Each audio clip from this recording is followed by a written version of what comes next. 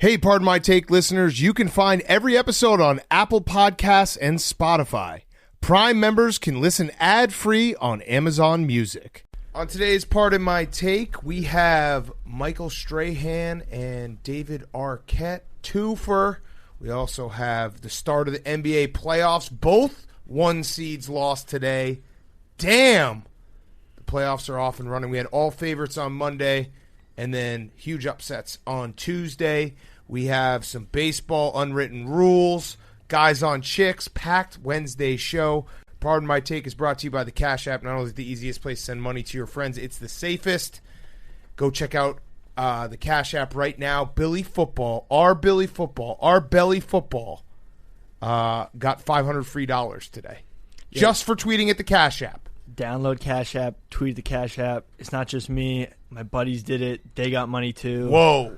Everyone is. That's like Six Frogs worth of money right there. Exactly. So download the Cash App, get your cash tag, tweet it at Cash App, go on their Instagram, follow them on Twitch. Just download the Cash App and link your bank account. And also download the Cash App and get $10 free right now with code Barstool. We're giving away money left and right. Code Barstool, you get $10 for free.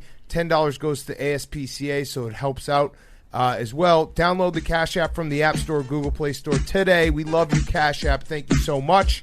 Okay, let's go.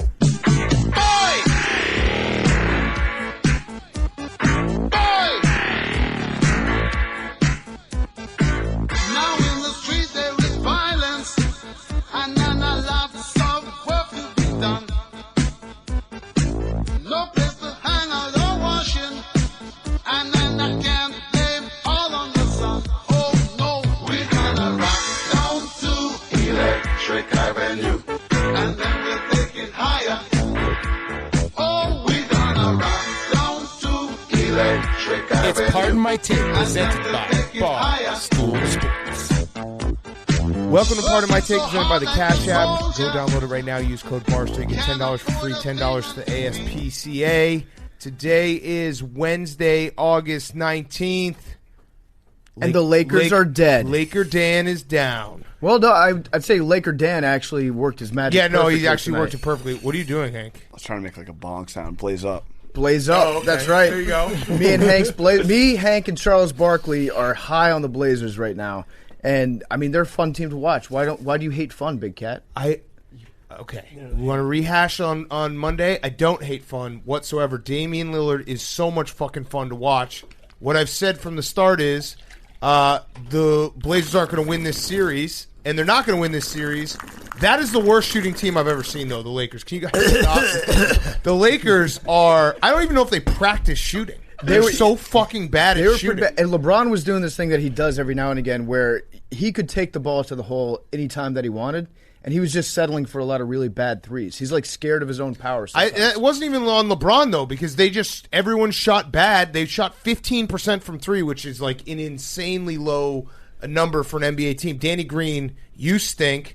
I don't know. Everyone stinks. Dwight Howard looks weird. LeBron just passed it to AD in the clutch at the end of the games. Doesn't want it anymore. Truly is the wash can. Yeah, their offense is broken. It was funny, but before we sat down to tape this, Hank was talking about how like he's rooting so hard against LeBron. He roots harder against LeBron than he does for the teams that he likes. And Big Cat was like, "You're going to burn yourself out early." Yeah, and I think there is some truth there. No, they're not going to. We're going to need you. We're going to need full Hank hate in the tank for the next series and the series after that if they can somehow survive the gentleman's sweep coming their way from the Blazers. I do want the Lakers to lose very badly. But I just don't think they're going to lose this series. How about Carmelo? I just don't. So I'm not going to get my hopes up for this series, for LeBron to lose this series, because I just don't believe that's going to happen. Carmelo, you just have no respect for the bubble MVP. I do have respect for the bubble MVP. You don't think it matters. You don't think it matters. Great respect for the bubble MVP. I think Damian Lillard is so much fucking fun to watch.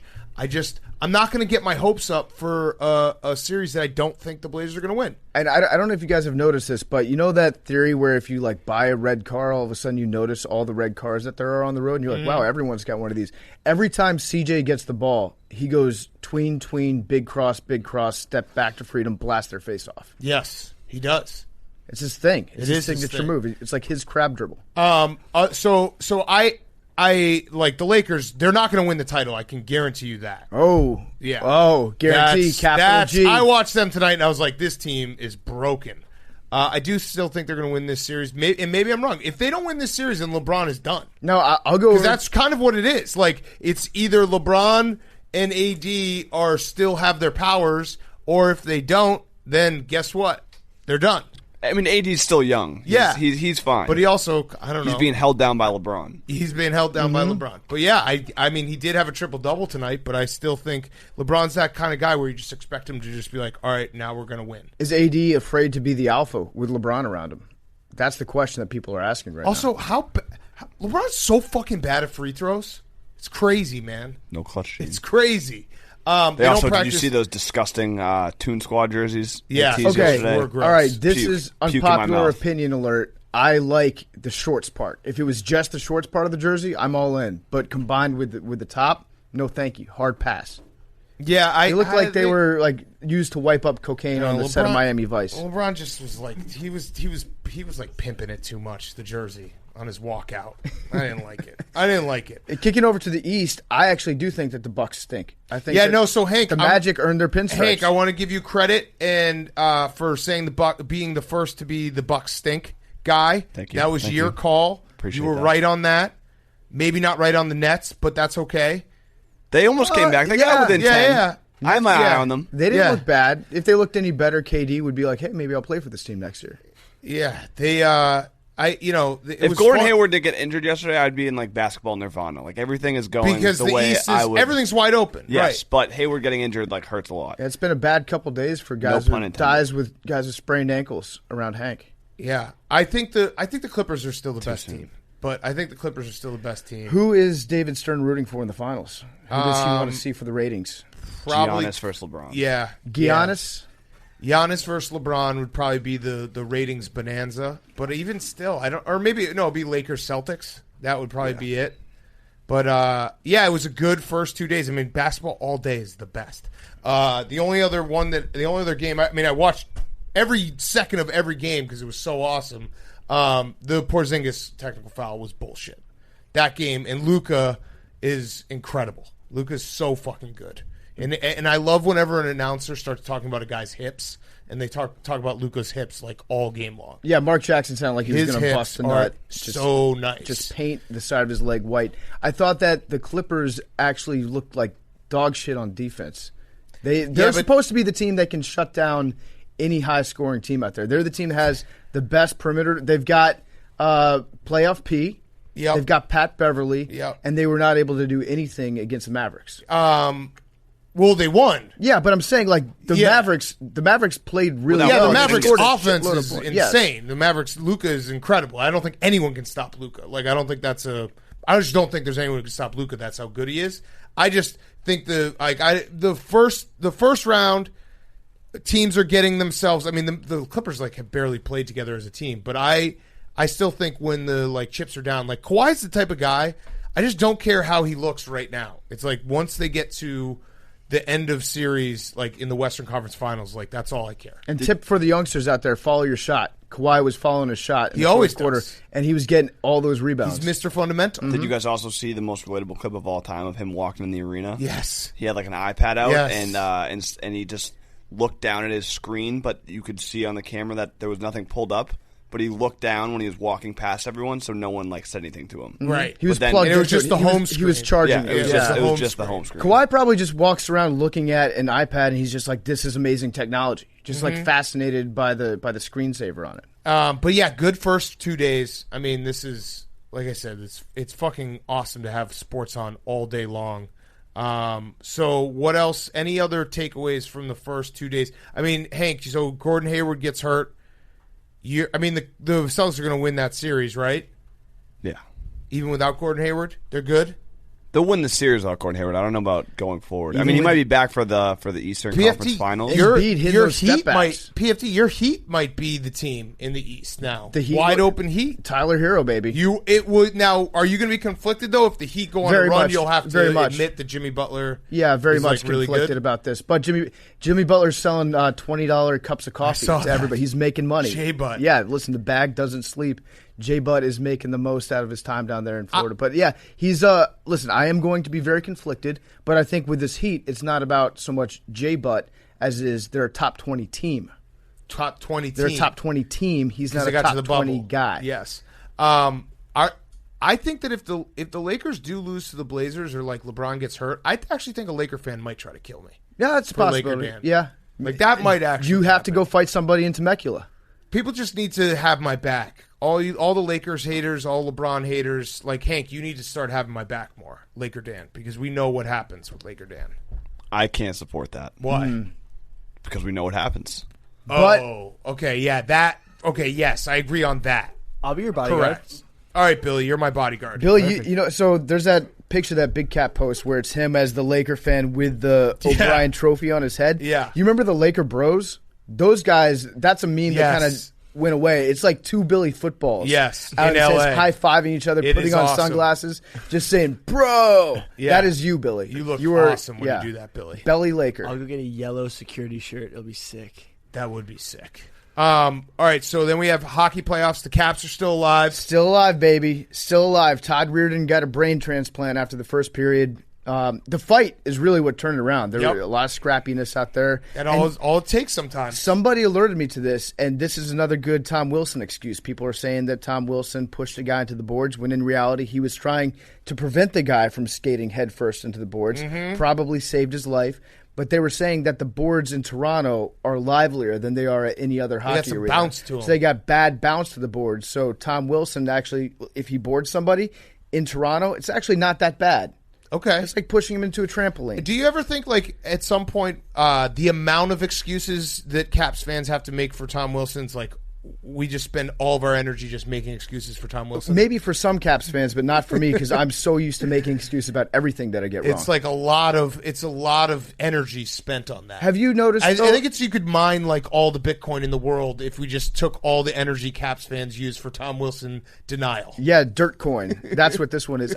So there's something about watching sports though, and having like a take that you're willing to defend to the ends of the earth, that makes watching sports more fun. Like with you and Melo. Every single time that he Melo, stinks. Every time he missed a shot, Big Cat was like, yes.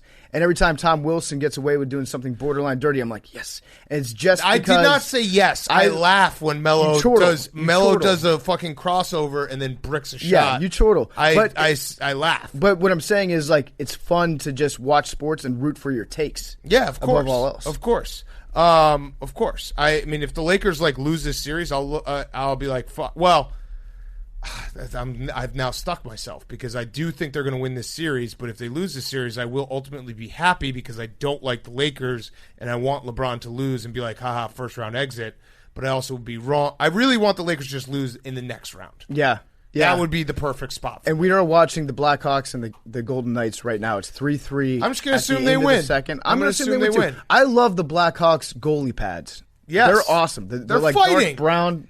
Listen, youngest team in the playoffs. There you go. That you can always fall back on that if your team loses. You're like youngest team in the playoffs. It's 3-1 right now, right? It just takes out the fact that their best players are the oldest players in the team, but the youngest team in the playoffs. How sick would that be if both the Blackhawks and the Capitals came back from 3-0 and advanced? Would it be unbelievable? You might actually say it's bad sportsmanship for their opponents to be swinging away when they're up on a 3-0 count. Mm-hmm. Yes. So we should talk about that on a Hot Seat Cool Throne. Hot Seat Cool Throne. We're going to talk about that on a Hot Seat Cool Throne. Anything else we have about the playoffs? Oh, Hard Knocks. Hard Knocks. Hard Knocks is a bummer. Hard Knocks is a bummer. The only thing I took away from Hard Knocks tonight was Seth Ryan, Rex Ryan's son, is skinny as he's like a beanstalk. That sucks. He's like the Deuce Gruden of the Ryan family, the most in shape of all of them. Yeah, but see, even Deuce, like John has muscle. He's just an old guy. Uh-huh. This Seth Ryan is like the opposite. He's like an ultra He's like marathoner Gumby. body. Yeah. Yeah. It's not. I don't know. It kind of bummed me out. But they did a lot of tonight. You could tell Hard Knocks is really struggling this season, and I'll give him a pass because it's very tough probably to do. But they had like 6 different flashbacks to previous Hard Knocks. So like Seth Ryan, you remember him, Hard Knocks 2010. Andrew Whitworth, you remember him? Hard Knocks 2009. And they just kept on doing those. I did like that we got our first Hard Knocks spiral of the season. Yes. The Herbert pass. Yep. That was a sexy slow-mo spiral right there. That was sexy. And the McVay music, that was great. The That got the blood pumping for like a minute. Yes. A solid minute. McVay started doing the Monday Night Football theme song, and it was fucking electric. And they like dubbed it in with him doing it, and it was like, oof, football's coming back. And then we also saw Jared Goff hitting hole-in-ones because he's just like an incredible athlete. I'd forgotten he was left-handed. Yeah. That's a big mindfuck. Yeah, we've been to that house. We It's chipped cool. on that golf green. We almost broke a window on the shed. I think I fucking sculled one like into the neighbor's yard. Yeah, I was thinking back to that because people were like, "Whoa, you went to Jared Goff's house." As we were watching the Caps games, we had Hard Knocks on Game of screen. Thrones. That's right. So we Yeah, watched Game of Thrones finale. at Jared Goff's house, and I just remembered Right. I went into his bathroom, and he's so rich that he doesn't even have locks on his doors. Yeah. That's when you've reached it. When you're like, "Fuck it," you know what? If somebody walks in on me shitting, I've got $60 million. Yeah, I don't care. And you know what? It's probably good for them. Yep. They get a show. All right, let's get to our Hot Seat Cool Throne. Hot Seat Cool Throne is brought to you by our friends at Bud Light. Bud Light Seltzer, Hot Seat Cool Throne, brought to you by Bud Light Seltzer. On the hot seat this week, our beer runs with sports being back. Our friends at Bud Light know you can't miss any precious seconds of the game, so head to budlight.com/delivery and get ice cold Bud Light and Bud Light Seltzer delivered straight to your door so you don't have to miss any action. That's budlight.com/delivery, budlight.com/delivery. Hot Seat Cool Throne. Billy, why don't you start? Oh, thank you. I would like to put the Bengals offensive line on the hot seat. Okay. There was a GIF that was released of Joe Burrow running for his life in training camp while 4 defenders chase him, and a lot of people were saying, It was "Hey, like 7 defenders. yeah, it was a lot," and it was saying like, "Joe, maybe opt out." He was quick though. Hot seat. Yeah, he was running looked faster amazing. than them. I mean, he's not on the hot seat, just the offensive yeah, line. if a tiger's chasing you, you don't have to outrun the tiger. You just have to outrun the guy next to you.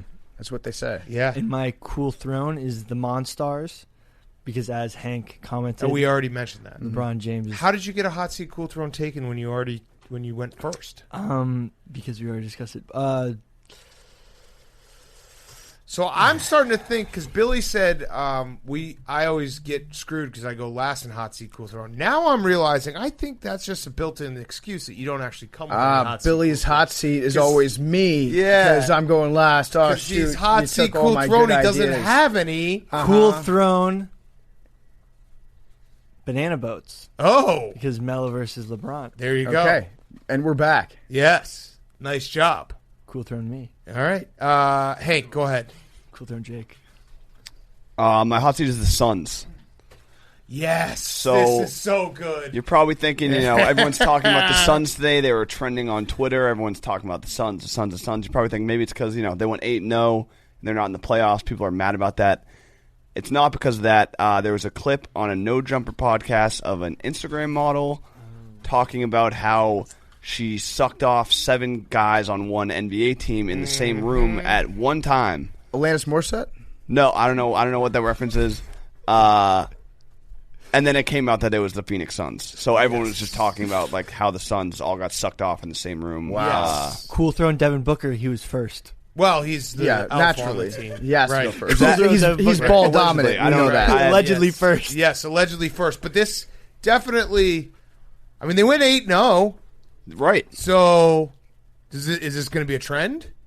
Yeah. Who I mean, say? Tom Brady's you know what? drinking fucking fake, like cabbage juice from Alex Guerrero. It's just- if a team gets sucked off and goes 8-0, that Wait, might work. was That might it- be the new TB12. I'm method. hoping that this was after the bubble because then that could be our gone fishing instead of like photoshopping a team like out on the No, high I think it was seas. before the sound- bubble. we This just was pre. I Photoshop think it was a like team pre- just lined up. Like it was just she was recollecting a story. Of, Yeah, it of sounded like it didn't times happen of in the past. bubble. Yeah, no, definitely not in the bubble. And it was. I was just laughing thinking about like the Phoenix Suns like front office and like the people who run their PR being like, oh, we went 8-0 in the Yeah. bubble. Like could not have gone to the bubble and done any better. Like we killed it. Devin Booker came in second, MVP, like all this stuff, and it's like, oh, the Suns are trending. Why are we trending?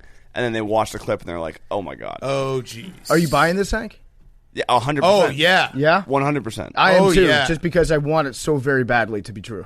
Everyone started retweeting the "All Aboard the Pain Train" tweet that the Suns had a few weeks ago, and like Suns train started trending. I mean, God bless that girl. No, she was. Her job must be. I'm surprised It was she her was able to. birthday. It was her birthday Yeah, too. she was What like, a present. and then they were like, "Were you like? Is it bad?" She's like, "No, I was lit." She was like cool with it. It was awesome. I'm shocked she could talk on a podcast after that. It was she. Put her in traction like Kanye. Shout out that lady.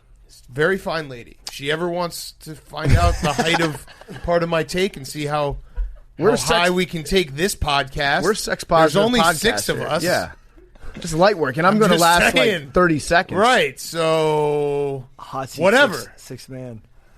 Yeah, Billy, that would be you. Definitely would be 6th. Actually, I would actually see. I would be like, if she would be down, like maybe just jerk off Billy and Jake at the same time, Just going and then we skiing. could finally see who the real alpha is. Yeah. And then my cool throw on talking about going skiing, talking about part of my take podcast as a team is you guys, people AWL is being able to bet on Big Cat and PFT. Yes. Playing Jenga today, 2:00. You can bet on them. We're playing it too. You guys are. It starts at 2. We're the you last- guys are playing okay, at like yeah. 2:45, 3. Yep.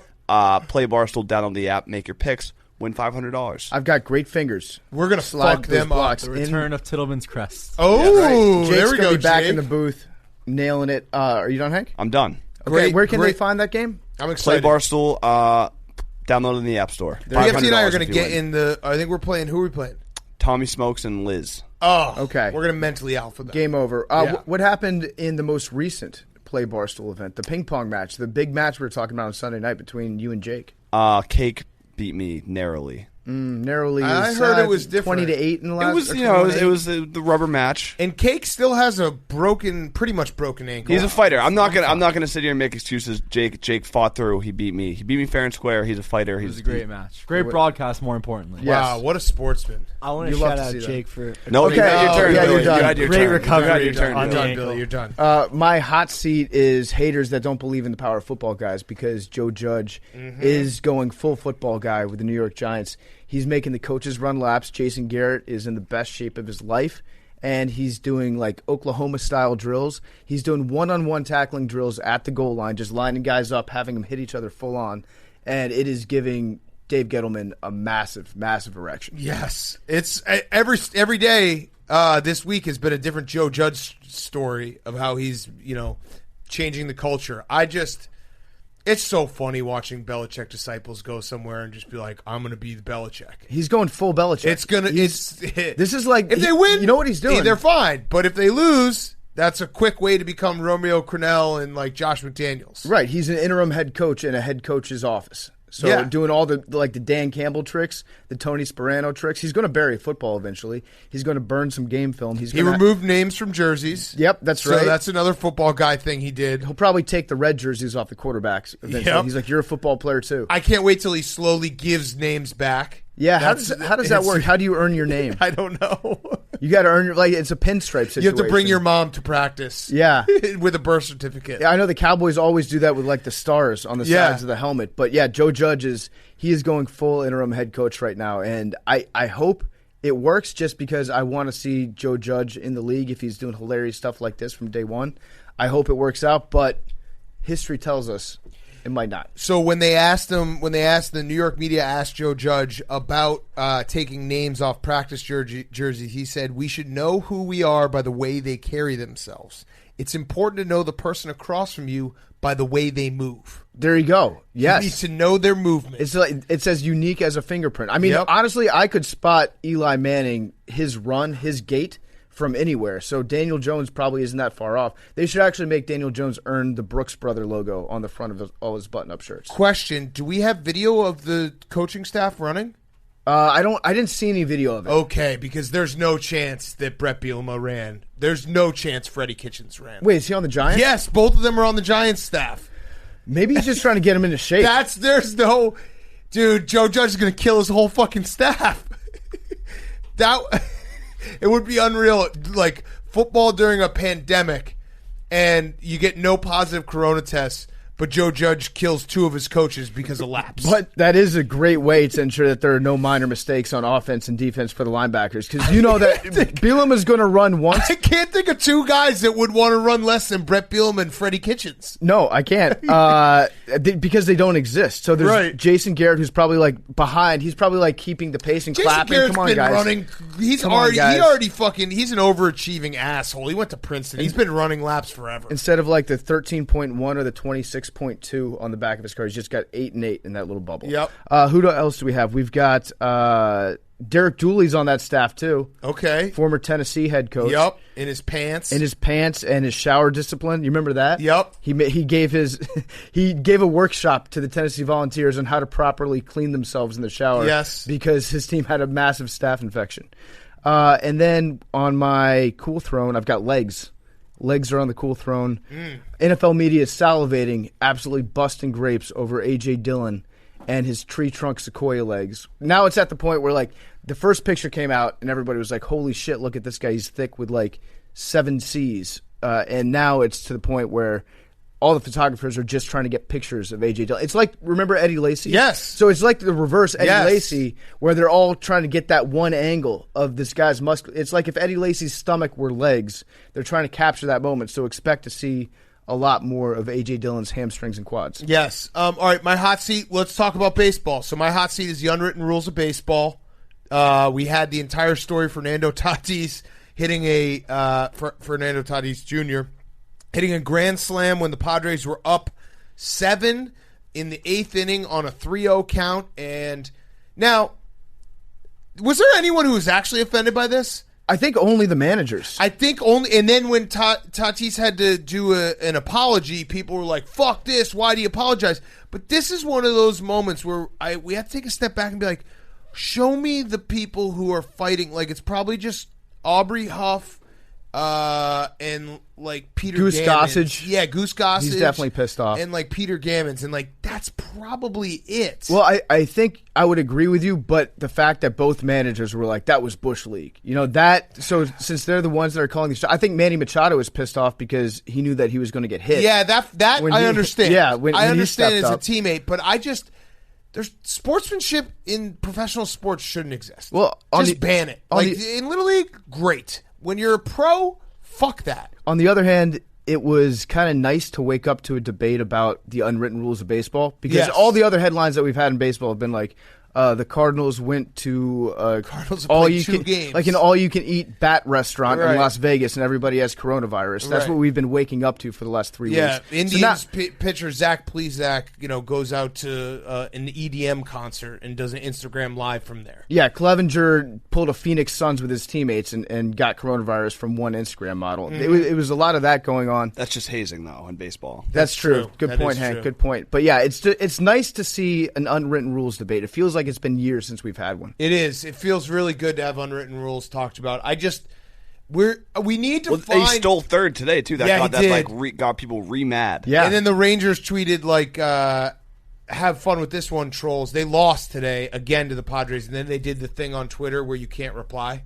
No one can reply. Got us. You can quote tweet it though. I really do think we need to make we need to like teach one of those classes at like Medill at Syracuse and be like, we need to 10% of every Syracuse, Mizzou, Northwestern, Columbia journalist grad needs to be the torch like bearers for unwritten rules. Whoever graduates top in their class. Yes, or bottom. That's whatever on you. decide. But we need, because my problem is I can't argue against unwritten rules if there's no one still earnestly arguing for them. Mm-hmm. It feels futile to be like, I can't believe people are mad about this. And then you look at Twitter and it's like, no one's actually mad about this. So we need a designated group. Like, I would love for someone to start a list. Here are the unwritten rules people. The Danny Cannell Scholarship Award. Right. Goes And to just those like, people. Here Yeah. you go. These are the people, the Doug Gottlieb kids who can't understand unwritten rules good. I think it's mostly inside the game of baseball right now. It's either people that used to play or people that are currently playing the game Right. that get mad about it. I'm actually curious if Gottlieb, because like Gottlieb is really, you know how there's beavers. The beaver population Right. is a sign of whether the ecosystem is doing well. Mm-hmm. Doug Gottlieb's take is whether I can figure out if like we are on the right path as a society. Because if he's got the terrible take, you're like, okay, we're doing something right. Yes. So I wonder if he's even on the side of Tatis, then we're fucked. We are, but I'm pretty sure that he would be because he just puts his finger up in the wind. He's like, which way is everybody else blowing? No, but he still fucks it. I'm He over still there. somehow fucks it up. I'm over there. I mean, if Doug Gottlieb starts to agree with me about things, then I think it's on me to then have to disagree Shift. with Doug Gottlieb. Yeah. Yes. You got to shift look that at the whole man in the thing. mirror. Okay, so I'm looking. Nope, he didn't even talk about it. Damn. He's doing the Baldy breakdowns for basketball now. Oh, that's nice. Yeah. All right, my cool throne is Big Ten football because Big Ten football's back. Totally. It's officially back. Sir Yacht. Sir Yacht. Who is Sir Yacht? He He's does a podcast. random dude on Twitter who last night I got tagged in one of his tweets, and he was like, my sources are telling me that the Big Ten football season, like schools are very upset Big Ten football season still is back on. So then I went on his Periscope. I'm pretty sure he was drunk. Okay. And then he said he has a source. A high place source. One source. Okay. And then I saw he also somebody said today else. that Kevin Warren, the Big Ten commissioner, is 75% chance he resigns. Kevin Warren doesn't know what he's going to do. There's been all sorts of reports that have come out in the last day or two that just say there was no vote that was put up. Kevin Warren just kind of figured out that they could be sued if he didn't cancel the season. Right. Maybe, and then he decided to. I think just if enough people go viral, then that'll convince them to put the season back on. Which actually, ironically, would also convince them to cancel it. Right. I know deep down that it's not going to happen, but I can dream. You never know. And one person has a source. It's not over till it's over. Just keep feeding me different schedule releases and worst case scenario banned jersey exchanges. Just tell me random sources and say it with enough confidence, and I'll be like, I'm just going to hope this is true. It's and if alive he's as Aria long as we think Abraham, it does. I'll block that kid. Sir Yacht, you're dead to me if you screw this up. No, but he's given you so much joy in the last 24 hours. Yeah, but no risk it, no biscuit. There you go. He's in the scoops game. He put his reputation on the line. If he's right, I will be shouting Sir Yacht from the fucking mountaintops. But if he's wrong, you're in the Aria Abraham. Hashtag done. Yeah, done. Okay, before we get to Michael Strahan, new sponsor alert. You're going to hit it, Hank? New sponsor alert. This one is actually near and dear to my heart because my former real estate world. You're probably thinking to yourself right now, the word mortgage. You're scared of that word. Well, guess what? You don't have to be scared of that word. Not with our friends at Cross Country Mortgage. New sponsor alert. You're probably sitting there right now saying, mortgage, I can't own a home. Well, you'd be shocked how many of you right now who are throwing your money away renting can definitely own a home, and you can do it with our good friends at Cross Country Mortgage. Cross Country Mortgage, they have been America's crazy good mortgage company, although they've grown into a nationwide lender over the years. Cross Country Mortgage focus on maintaining the mom-and-pop spirit, continues to separate them from the competition. I can speak to that firsthand because I actually got on a call with some of the high-level people at Cross Country Mortgage. I was actually shocked that they got onto a call with me. People who I'm talking about like second and third in command at Cross Country Mortgage, they took the time to talk to me so that I could talk to you. And they told me they're just regular people trying to help other people get the American dream, fulfill the American dream, find a home. Cross Country Mortgage is licensed in all 50 states and offers a broad portfolio of traditional and niche loan products to serve virtually every mortgage situation across the country. They deliver fast closings with a highly efficient process driven by advanced mortgage technology, and they partner with top vendors to offer the best technology without the big price tag. Cross Country Mortgage is also fast. You need to be fast in the mortgage business. Think of Cross Country Mortgage as the 2-minute drill mortgage company. In most cases, underwriting is complete in 24 hours or less, and they provide documents in an industry-leading 24 hours after customers get it clear to close. Here's my plea to you, though. If you're sitting here and you're saying, I don't even know the first thing about mortgages, just go right now. Find out. If you're a first-time home buyer, if you're a military vet, if you're someone who maybe has not the best credit in the world, you can still get a mortgage, and you can do it with our friends at Cross Country Mortgage, crosscountrymortgage.com/take. Find out. Maybe you want to refinance. Maybe you want to say, hey, let me take advantage. Let me shop it around. Cross Country Mortgage will be personable. They'll be fast, and There is no, it's a no judgment free zone. Or it's a judgment free zone. Sorry. So that means you can ask questions. You can get some details, even if today is not the day that you're going to get a mortgage. Maybe today is the day that you get some more information so that you can work towards getting that with Cross Country Mortgage. So go to crosscountrymortgage.com/take to learn more about your future home buying experience. That's crosscountrymortgage.com/take to learn more today. You got to do it because guess what? You're throwing away money every single month. If you're paying rent, you're having someone else build their equity. You're giving them money to build their equity. Build your own equity with your mortgage. Buy a home, crosscountrymortgage.com/take. Cross Country Mortgage LLC, NMLS 3029, Equal Housing Opportunity. Go to crosscountrymortgage.com for licensing and disclosures. Can't recommend them enough. crosscountrymortgage.com/take. Okay, here he is, Michael Strahan. Okay, we now welcome on a very special guest. It is NFL legend. He's also, would you say that you're America's sweetheart? It's Michael Strahan. Would you say that's fair? America's sweetheart? No. I'm seen by America, but I'm not America's sweetheart. I'm a sweet guy. You kind of fall into that category, though. Like maybe America's stepdad. Yeah, America's nice stepdad. America's crazy neighbor. Nice stepdad who doesn't treat you like a stepchild. Yes. I like that.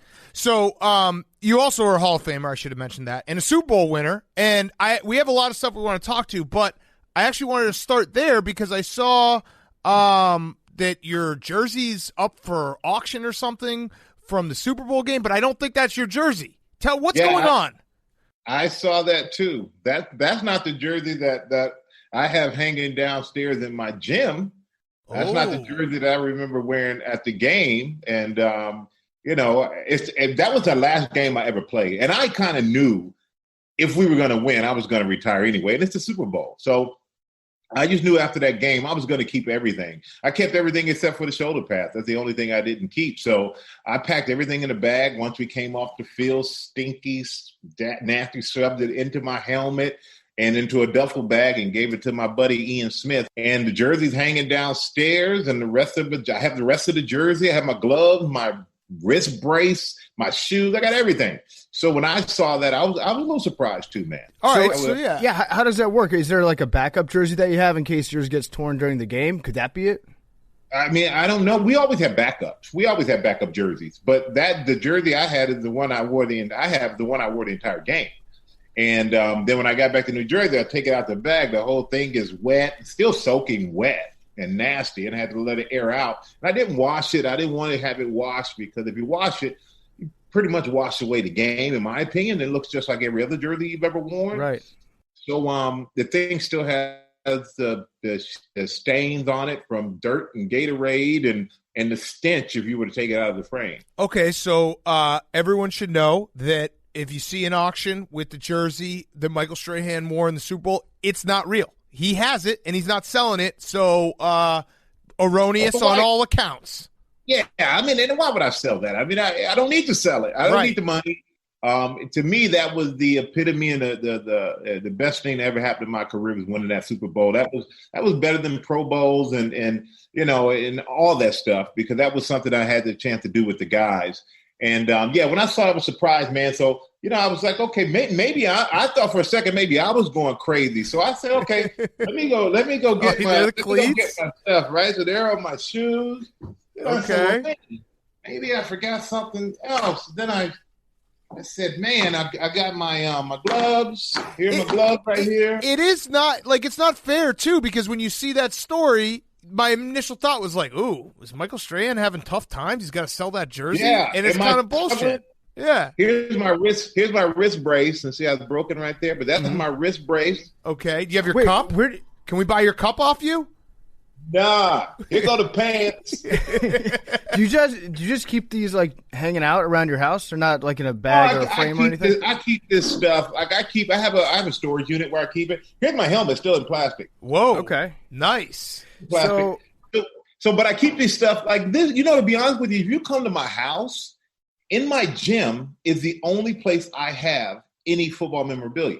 So if you come to the gym, you go downstairs. I have my my Super Bowl jersey. I have 2 game worn Pro Bowl jerseys, and then one that's a replica jersey.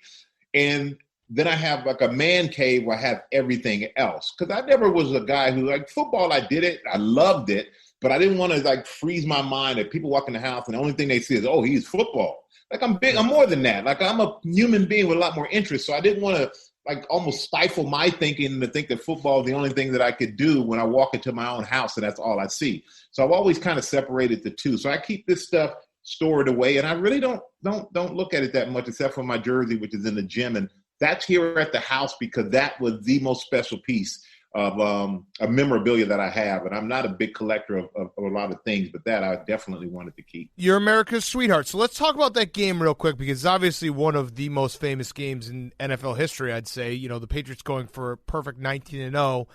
At what point in the game did you say to yourself and the guys on the defensive line, like, this is working, like they're not looking like they've looked the last 18 weeks? Well, I think I'm not going to say they weren't looking like they looked. I think we weren't looking like they expected us to look. And I would say after the first 2 defensive series, we were hitting Tom Brady so many times and so fast within the first 2 series. I thought, okay, this is kind of a joke. Like, they're playing with us. They're letting us get to him so fast that they can dump a little screen over our head or they can do something like that. And then you started to realize after the first 2 series, no, we are just playing a lot faster than they are on offense right now. And we just needed to keep it close. It's just like anything, like a boxing match or anything. You keep it close, you always got a chance for a knockout. And for us, thank goodness, we had a chance for the knockout, and we did it. Yeah. We had Gotham Chopra on the show a couple weeks ago. He's the documentarian. He said that every time he's been around Tom Brady and you at the same time, the very first thing that you do is you bring up that game to him. You won't let it go. Man, Tom got 6 of them, so he could take it for one. But I think that would hurts him the most because it was a perfect season. Yeah. So yeah, he's told me that. And you know what? I'm like 1-1 in Super Bowls. He's like 6 out of 9 or whatever. To be at the Super Bowl 9 times in his career and anybody's career is insane. But yeah, Gotham is a Patriots fan. Right. So he's upset. Tom's upset. I'm surprised we're business partners, but I'll take whatever I can get. But hey, I'm happy with my 1, man. I'm not getting greedy. I'll take it. Looking back a couple weeks before that game, the famous Tom Coughlin red-faced game in Green Bay. Did you think that Coach Coughlin was going to die? I thought he had my mom called me. My mom never called me about anything like that. I mean, when I was a kid, if you got hurt, my mom would basically say, rub some dirt on it, get up. If I ever got hurt as a pro, I never laid on the field. I always made it off the field. And if I had to go to the locker room, I would at least go in the tunnel and then collapse. Like, don't collapse on the field because mama wasn't playing that. She called me and said, is he okay? Because he looked like your shirt. I mean, that man was red. I'm surprised he did not have a frostbite. And we had some guys who did, because that was ridiculous. So what do? When it's that cold, man, they always tell you don't go outside, make sure you don't put your animals out, put your car in the garage. And here they're like, oh, football players, go play, entertain. It was crazy. It was insane. Yeah. Is Eli definitely a surefire first ballot Hall of Famer in your eyes? I mean, you're biased, but no, I'm not biased. I think Eli is a Hall of Famer. Is he first ballot? I don't know, but I think he's a surefire Hall of Famer without a doubt. I think just the 2 Super Bowl wins and the clutch plays that he had, just the career that he had without missing games and all those things, definitely, in my opinion, makes him a Hall of Famer. Yeah. First ballot. That's up to so many other people's opinions other than mine, because I don't vote. Yeah. What about the new coach the Giants have, Joe Judge? He sounds like he's going down that dangerous path where all the former Patriots assistant coaches, they try to do this. They try to be real hard asses in their first year, like Matt Patricia telling reporters to like sit up with better posture, doing all these like weird football guy things, trying to replicate the system that worked in New England. How can somebody come in from like outside of your culture and implement that without the players just being like, fuck you, like I'm a grown man, I'm an adult, I'm a professional. I don't need to be running laps because I jumped off sides day 1 of training camp. I'll be honest with you. That was the same way with Coughlin when he first came in. He was a hard ass, and we gave him the middle finger just like you just did. Like, dude, what are you doing? Like, we've been here. We're vets. We don't need all this crap that you're doing. And I think Judge. I saw today he had the coaches running with the linemen. I'm like, man, your coach would be killing you if you screwed him up. Have you seen the way these coaches look? They're not in running shape. Yeah. So if he's got the coaches out here running, man, which I think is going to change a lot of stuff. I've seen so many coaches, especially Belichick ex-coaches, who come and try to be Belichick. I think if this is really what Joe Judge is, then players will buy into it. But more than anything, Bill Belichick can be as hard ass as he wants. But at the end of the day, the players know that he cares about them. And that's what it boils down to. Coughlin, when he came in, it was like we were like little pieces to be put here and there. We didn't have any connection with him as a human being. But the second we connected with him and we realized he saw us as people, our team got better and our team started to win. So I don't think there's any mistaking that having a human connection with your team is what helps you win. And so if he has that, he has a shot. If he doesn't, I don't care how many laps you run, how good, bad, nice, or not nice you are, you just won't win. What about how did that work out with Coughlin? How did he show you that he was actually human? He lets you use the bathroom once per day, or he accused you being like 10 minutes 7 early? minutes early. Yeah, he's like, don't worry, that's cool. That's where it happened with me. Yeah, he's supposed to be 5 minutes early, and we had this whole big debate because he tried to find some guys who were like 7 minutes early because he had already closed the door to the room. So he's like, that's late. Like, coach, you saw those guys standing out there, then you did that on purpose. Yeah. And I think that was when he kind of lost a lot of some respect from the team. And guys were like, man, this guy's crazy. I was the designated go talk to Coughlin guy whenever anybody had a problem because I was the oldest guy there, like year 14 or 13, 12, 13, 14, where I was kind of like, I don't give a damn phase. And I would talk to him. He would just dismiss it. Yeah, I hear you. And we had an agreement that it was 5 minutes early, but if you were within that 5 minute time frame, you talked to you. He didn't find you. And I came in 3 minutes early to a meeting. Ooh. And I got a letter. Yeah, and I got a letter on my stool for $500. Now, it wasn't the $500. It's like, okay, $500. It was the principle and the fact that he and I just had this conversation after I was dealing with the other guys who got fined. Uh-huh. And we were going to our practice bubble because it's cold outside. And he and I, we started out in a nice, cordial conversation. Like, hey, coach, I just got this letter on my stool. He's like, yeah. I said I was late and I got fined. He said, yeah. I said, but coach, I wasn't late. And then it just kept escalating. And I'm trying to be, nice guy, Michael. But then when he said, well, next time don't cut it so close, it could have been more. That's when I went full football, Michael. Uh-huh. Full John Runyon, Eric Williams. I don't care about nobody. I'm going to hurt you, guy. And I just looked at him, man, and I let him have it. I just let him have it.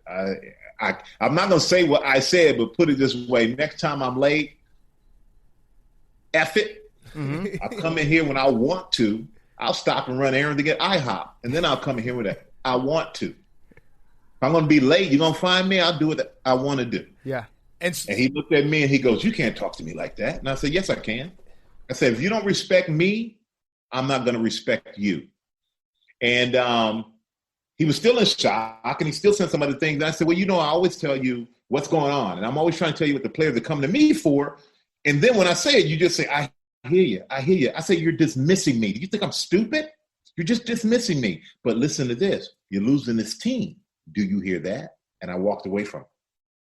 And ever since that conversation, been like that. That's great. Because I think he realized, like, I can't keep just beating guys down, fining you for wearing your socks. Your socks aren't high enough. Right. Huh? I'm at practice, dude. You think I care if I have on a gray sleeve or a blue sleeve? They're both in my locker because they come with the giant issue equipment. I'm not worried about what colors I'm wearing. I'm not a gang. We're a football team. Go ahead to play. It was just crazy, man. But once we got on track, guys loved it. Yeah. Guys really went to battle for him. That's interesting because I think a lot of coaches get right to that point, that like point in the road, the fork in the road. It's like, which way am I going to go here? Especially with pro football, because you guys, in college you can kind of get away with it because you get a turnover of people of players, but in pro it's a little different. So Coughlin, after that, was he a little bit nicer, or was it just he listened to you more? I think both. He was nicer in the sense that you felt like he actually had concern, and he actually would try to come around and tell jokes and stuff and try to be funny, which was so out of character. I would love to hear a Tom Coughlin even if joke. he's not funny, it's funny because he's trying. Right. Do you remember any of his jokes? Like, are we supposed to laugh? Is he trying to be funny? It was a little uncomfortable for a while until you realize, okay, he's really trying to show us his personality. And I think that guys, once they saw that, guys bought into it. And I used to tell guys all the time, when I used to butt heads with him, and I had to realize okay, either I got to be a part of the problem, I'm going to be a part of the problem, or I'm going to be a part of the solution. Which one do I want to be? My career is winding down. Once we get to the meat of our disagreements, at the center of it all is we both want to win. It's really, we both have the same goals, just kind of going about it in a different way.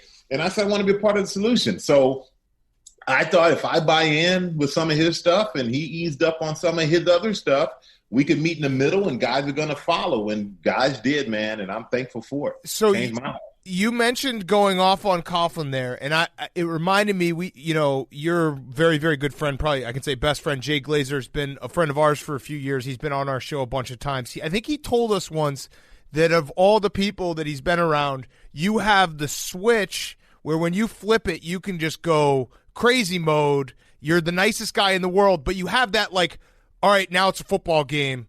Like I'm gonna destroy you kind of feel to it. Do you ever think about that when you're like, on TV in front of like a bunch of moms in America watching you in the morning? In the back of your head, you're like, remember that football switch that I have? Like, do you ever go back in the back of your brain and think about that switch? I mean, the switch is there. I mean, hey, the switch is always there. I just don't need it now. Yeah. If I flipped it on TV, I'd probably scare a lot of people. Yeah. But for football, it's like it's survival. And that's what a lot of people look at. It's a game. Okay, big guys run around, they hit each other, they do all these things. Okay, that's great. No, for me, it was survival. And to me, it was respect. I didn't care about anything. I didn't care about, Pro Bowls and all that stuff were going to come if I went out there and played for respect. And I played for respect. I never played to cheat the game. I wasn't playing. Of course, you're playing to make a living, but it wasn't as if, okay, I got to go out here and make money, because after a certain point, that's not enough to continue to play. For me, it was about respect. So when I look at a guy who's 350 pounds and I'm weighing 200 and my heavy is 75, last 3 years of my career, 240 something, 250, I got to survive. It's me or you. When they turn it on the tape tomorrow, they ain't going to see me getting laid out. They ain't going to see me getting run over. They're not going to see. And I just said, hey, it's me or you, and it's going to be you. My will to win is greater than your will to keep me from winning. And that was the switch. But we can have this conversation. We can laugh and joke. Yeah. They'll say defense. I grab a helmet, I'll put it on and turn like that. Well, all right. So it's about respect, and you have the switch still. So would you flip the switch if someone said, hey, Michael, remember that time you paid Brett Favre to take a dive so you could get the sack record? No need to flip the switch on that. 22.5, baby. If you don't like it, go break it. How much did you pay him, though? Seriously. Please. I don't have enough money to pay Brett Favre for anything. How about that? But that's what kills me. That's what's so funny about people. Everybody, that sack with Brett Favre. If they only knew, I can give a rat's ass about sack record. They mean anything. Records are meant to be broken. The only record I cared about when it came to sacks, I already had. That's LT's single season record with the Giants. Ooh. Yeah, but they didn't count sacks when LT was a rookie. Mm-hmm. No, senior single season. Do you know what he did when he was a rookie? He could have had 30 sacks. You don't know that. Sacks. He didn't get 20-something sacks. Did you go watch? Did you watch the film? I watched the film. Uh-huh. He didn't get 20-something sacks. Deacon Jones told me one year he had like 80 sacks. I'm like, Deacon, I love you. But no way you had 80 sacks. But I would absolutely do that. Way. If I played back in the day, I would make up stats all the time for some of my games that they didn't keep back then. Deacon was my man. I mean, you're talking about somebody who took care of me as a young player. Rest in peace, my man Deacon Jones. But Deacon's like, I'm a real sack leader. I had 80 sacks in 1 year. I'm like, Deacon, nobody had 80. And it was funny because I was talking to Lawrence. I was at a golf tournament with Lawrence last year. And we're talking, and he's going on about sacks. You got the sack. You got the John sack record. That's my record. And I said, LT. He was like, they didn't count sacks. I said, whose fault is that? It's not my fault. I said, I broke the number that was there. He go, well, I missed however many games. And I go, that wasn't my fault. You took drugs. Nothing to do with me. Yeah, true. And he even had to laugh at that, man. That dude, I love him because as tough as a competitor and as intimidating as he was and still can be, he always was great to his teammates. Yeah. He was great to me. And I was standing behind him every day and then like the dummy for practice squad to him. Always took care of me, give you the shirt off his back. Always wanted the best. And I love about those teams between LT. I play a lot of golf with O.J. Anderson. Harry Carson is my man. I mean, these guys took care of me when they didn't have to because I was that new generation that usually doesn't listen to any of the older guys. But those guys took care of me. I love them. Okay, so speaking of a former teammate, do you still not talk to Tiki?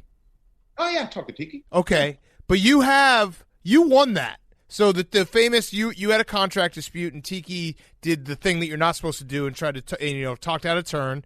You guys had it out. I just want to say, I mean, Tiki has a good career going, but you basically got the career that Tiki wanted and also won a Super Bowl. I mean, Tiki had a TV career. Yeah. He had it. But you're Michael Strahan. America's sweetheart. That's you're nice. You're very nice. But but my career is completely different from his because my route to where I was going was completely different. First of all, I played football and won a Super Bowl. That helps. He retired the year before. I think it helped that I was able to go into the entertainment side of television, not straight to the news. I was able to actually do the football side of it on a fun show and not a show that was as structured, I think, as CBS was at that time. And I never looked at it like for me, I think when Tiki came out, he wanted to make a splash. So he talked about Coughlin. He talked about Eli. He did a lot of things that I personally wouldn't have done because at the end of the day, I'm not going to say something about the guys I just went on the field and played with for the network or for a rating or anything like that. But I think at that time, there's probably a lot of pressure on him to do that. Mm-hmm. But I'm friends with him now, definitely good friends with him now. I let bygones be bygones. At the end of the day, I got my money. It's true. That was my whole thing was about you just don't talk about somebody else's financial situation when it's not your own without completely understanding. Just don't do it. Yeah, right. I think what you've done is like there are a lot of people that currently play right now who say I want to be the next Michael Strahan when I retire, not realizing that like not everybody can do what you do. I feel like you've got a pretty diverse skill set going on. Like when Gronk retired, he tried to do Fox. He was in the media for a little bit. I think he worked with you on some of the Thursday night stuff. Yeah. Do you have any advice for these guys being like, hey, here's how you can become the most liked person in America? You know what, man? First of all, you got to enjoy it. You got to enjoy it. You have to work at it. And everyone sees now and goes, oh, Michael's doing this, Michael's doing that. They didn't see when I'm getting turned down for things, when I couldn't get called back from people, when I'm hosting events and doing things for nothing just to get the experience of doing it, for messing up when I'm messing up. And all these, people just didn't see that. Now they think, oh, he just showed up on TV, a long way from showing up.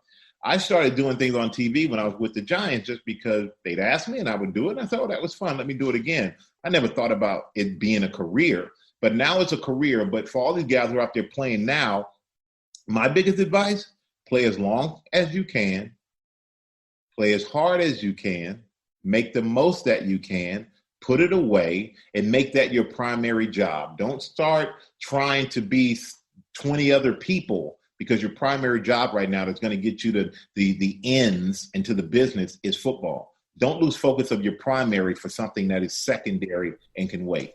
I like your point, though, about, not saying no to things and going out and doing a bunch of different things, because I think that happens a lot in the media industry where you see the finished product and you don't realize, like, oh, he's actually been putting in reps everywhere forever. You know what's so crazy? One of the first things I ever did, and I think back to it now, was pretty dangerous. There used to be an electronics company called Tops here in New Jersey. And every Monday night, I used to go to a winning, they draw a lottery. I go to the winner's house and watch Monday Night Football with them and whoever they invited with a foot-long sandwich that fed like 20 people and some drinks. So here I am just pulling up at strangers' houses and I'm watching football. And so you have to learn how to talk to people. Right. You have to learn to get along with people. You have to learn how to decipher and figure out a room real quick.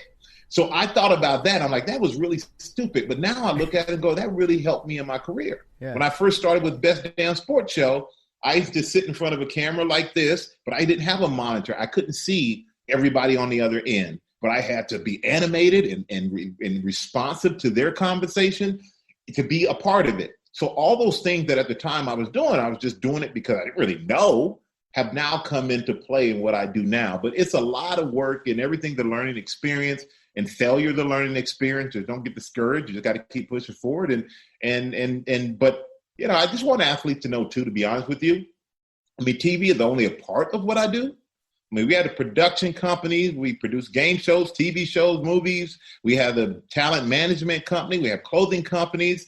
Have the business with Gotham and Tom as well, that production company. So football and TV are only several small aspects of what you can do with your life. There are just so many more things out there that this could lead to if you play your cards right. So you have a million jobs. You're one of the hardest working guys out there. I was actually talking to our new coworker, Deion Sanders, Primetime. Don't know if you ever heard of him. He said you're scared to do a podcast with him. I'm not scared to do a podcast with Deion. I told Deion he has to loosen up his pants in the crotch area before I do a podcast with him. And I could hear the screaming from his nether regions for help. And, he does like the tight fit. He's gone the Euro fit. Speaking of that, he's always talking. He calls Mike. He's like, "You wearing that Wayne Brady suit? Like I got this tight suit on." He's got the Euro fit. That's true. So on the other end of the spectrum, this just popped in my head. But do you have like a fond feeling of the NFL Sunday show coming to a close when Terry Bradshaw like untucks his shirt and he looks like a dude who's been sitting at a bar for the last 7 hours? You're like, all right, time to go home, Terry. Yeah, hey man, that's light for everybody at home. You should be in the dressing room with him when he got the tighty whities on. That right there is a sight to behold, America. Trust me. Yeah. But did that show, man? I'm so thankful for the show. It is the best thing in the world. So much fun. The guys are amazing, and you don't realize there is no age difference when we're on the show. There is none. Jimmy's not 70-something, and I'm not the youngest one there. Let me just let that be known. But it's no age difference. We all like guys and kids and boys who love the sports, and we love each other. And there is so much support and love there for everything that we do there and away from there. And I can't think of a better brothers. We're not even co-workers. We're brothers. And the group text that we're on, all these things, it's not like we just show up and do a show on Sunday and we don't communicate. Man, we talk to each other all the time. I talk to them more than I just about talk to anybody else in my life. Who's the glue guy? The glue who holds it all together? Yeah, who's the glue guy of that group? Kurt Menefee. Okay. Kurt Menefee is the he's if you need a random fact or something, you got to ask Kurt. He knows the answer to everything. But he is the guy that I think everybody knows is always together and got his stuff together. You can ask anything too, and he's going to come through for you. What's Terry like on the group thread? What's his text game like? Just like his talking's like on Sunday. Gibberish. Imagine those words in text. Yeah. And then the greatest thing is when Jimmy figured out voice notes and emojis. I can imagine. Yeah. Oh man. Yeah, but I mean, I would love to see what Terry's speech to text translates to. if that can pick up on that Put Louisiana it this accent. way, that translator's having a hard time, man. Yeah. Hard time. How do you manage your schedule? Like, just this is a stupid question, but like, how do you do it? Sleep. You got to learn when to sleep. I'll be honest with you. That was the hardest part. When you're doing the news, I'm up every morning. Yeah, what time you get up? I'm up at like 5. Okay. Up at 5. Gross. But it's not like I'm up at 5, have some coffee, hang out. No, I'm up and I got to be going. Like, I got to be thinking, I got to be reading, I got to know what's coming coming up. And there is no, give me a cup of coffee, close my office door, let me relax and get into the day. No, you got to be on it. Mm-hmm. And so with that, the hardest part is being disciplined enough to go to sleep, which now I'm fine with it. But when I first started, that was tough, man. You're just trying to burn both ends of the candle. That will wear you out. So now get to bed early. I do that. And after that, I have meetings. And before COVID, it was crazy. I'm constantly running. Now this has slowed it down a little bit. And now I just I think this has shown me that I need to break every once in a while. So I try to put everything I can on a day or two a week, and then have the other days when I'm just off from GMA that I had a day to myself so I can go play golf or do nothing. It sounds exhausting. It sounds really, really tiring to wait. Forget about the rest of it. Just waking up before 8 o'clock every morning seems just awful to me. What time do you guys get up? It depends on the day. Well, we work late. I have so a son, so I sometimes get up at 7. Sometimes we're here until 2 o'clock in the morning. Typically wake up at 8, maybe 9. Wow. Yeah, it depends on really what time of year it is. Actually, I wake up and get mad because I have a kid and no one else does. So I wake up and I'm like, fuck, everyone's definitely still sleeping. Fuck this. Oh yeah, sometimes I'll wake up at 11:30 and I'll text the group. I'll be like, "Hey guys, I just woke up to college game day. Like, anyone else see this?" Man. Big Cat's like, "Fuck you, fuck you." That's okay. I've changed 6 diapers. That's all right. They're all gonna die alone. I'm gonna have a son who loves me forever. I've got a dog and he's gonna live forever, so that's good too.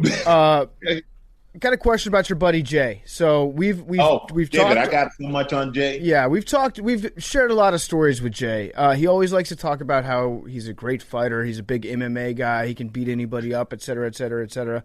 Do you think that Jay could beat you up if you were asleep?